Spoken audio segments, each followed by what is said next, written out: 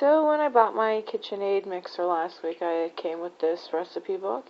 And the recipe I'm going to make today is basic white bread.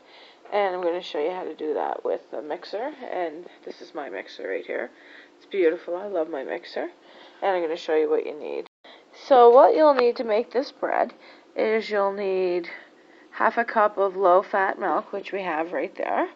You'll need 3 tablespoons of sugar, which I have here. And you'll need 2 tablespoons of salt, which is right there. And you'll need butter, which I have the low-fat one, for it's healthier. And you'll need active dry yeast, which I have a bottle of it right there. And you'll need warm water, as well as 5 to 6 cups of all-purpose flour, which I have right there. So what we're going to do now is we're going to put the low-fat milk in, which is the half a cup, into the saucepan. Then we're going to take the salt as well, which is 3 teaspoons in there, and the sugar, which is everything's pre-measured. I'll just put the steps down in the description for you, and as well as the butter. And now we're going to put that on the the stove for low temperature.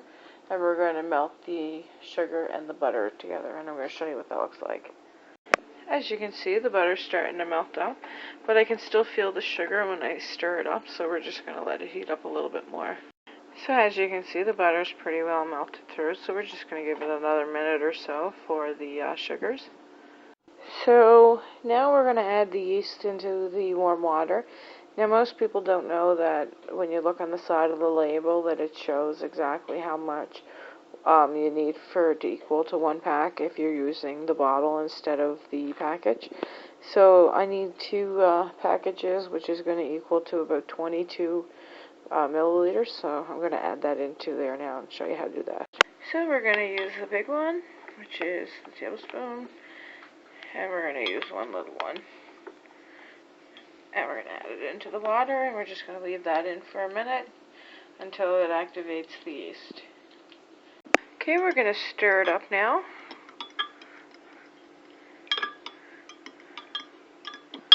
So what we're going to do now is we're going to put in our milk mixture, as well as our yeast, which is dissolved now.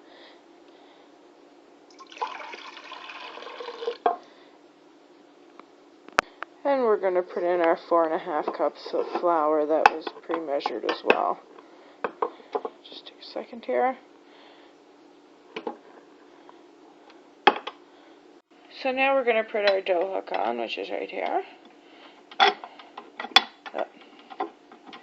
This is the first time I'm using my mixer, so bear with me here. So now that it's on, we're going to put it on speed 2, which is the only speed you'll ever use for that hook. And we're going to mix it together. So what we're going to do is, now that we put the hook on, we're going to let that mix for exactly 1 minute. So as you can see, it's starting to mix rather nicely, cutting out the work for my hands for sure. And I'm going to turn it off for a minute, just because I want to scrape the sides, and you should never do that while the machine's on.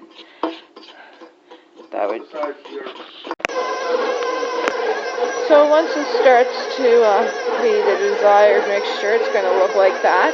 So we're just going to shut it off now because it's been going about a minute. So now that the dough is done being mixed up with the hook, we're going to take it and put it in a bowl, cover it up, and let it rise for about an hour until it bulks on its size. So now that we have the dough into the bowl, I'm just going to cover it up and let it rise for about an hour. So I'm going to put the timer on just so I don't forget about it, and we'll check back in an hour. Okay, so the dough's been rising for an hour, and I'm just going to take it off and show you what it looks like. So as you can see, it's significantly higher, so we're going to cut it in half and shape it into the pans. So what I'm going to do with my dough now is I'm going to cut it in half, for I have enough for the 2 loaf pans. So once I cut it in half, I'm going to shape it for the pans and show you how to do that. So I'm going to put the oven on to preheat to 400 degrees. So there it goes. So what we're going to do is we're going to take the dough and we're going to put it in the grease pan, which is right there. And we're just going to shape it into the pan and let it sit for another hour in a draft-free spot and let it rise again. So it does need 2 hours to rise. So this is what my two loaves are going to look like after they've been rising for 55 minutes. I'm going to put them in the oven now, and I'm going to bake them for the next half hour or so, or till they're golden brown. And I'm going to bake them on 400. So I'm going to fast forward to when they're just coming out of the oven, and you'll see what they look like. So now that the timer is done, we're going to take them out of the oven and put them to cool.